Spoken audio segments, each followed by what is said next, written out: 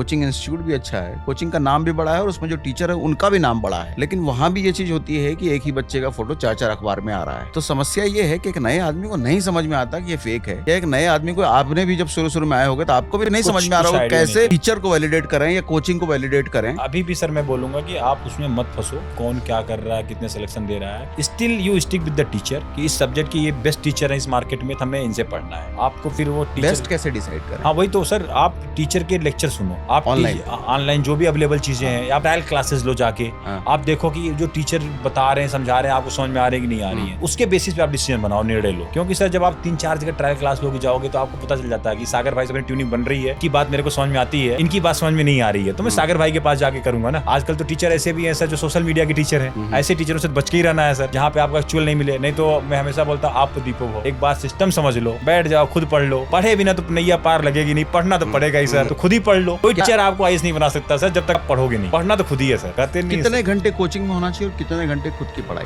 Sir मैं बोलूँ तो कोचिंग एक स्टार्टर जैसा है, जैसे आप खाना खाते हो ना कि भाई आप स्टार्टर ले लिया, आपने जाके समझ लिया, सीख लिया। पढ़ना सर मेन कोर्स तो खुद ही करना है, आपने सेल्फ स्टडी ही करनी है। बिना सेल्फ स्टडी के नैया पार नहीं लगे। कोई टीचर आपके अंदर ज्ञान कुछ ऐसा नहीं है कि फूंक दे और आपके दिमाग में चला जाए, ऐसा कुछ भी नहीं है सर। आपने एक सिस्टम समझना है, प्रोसेस समझना है, कंसेप्ट थोड़ा वो समझ लो। बैठ जाओ यार, अच्छी अच्छी किताबें, किताबों से दोस्ती कर लो, पढ़ लो, कौन मना कर रहा, सीख लो। आप बताओ, आपका कोई बैकग्राउंड रहा होगा फाइनेंस का, आप इतना अच्छा फाइनेंशियल ज्ञान देते हो, इतना सरलता से लोगों को एक्सप्लेन करते हो, तो कोई ऐसा तो नहीं होगा सर कि आप कहीं पैदा होते हुए सीख के, कोई टीचर से सीख के आए होगे। किताबें पढ़ रहे होगे, चीजें सीख रहे होगे, समझ रहे होगे, अपने तरीके से कैसे आप एक्सप्रेस कर रहे हो।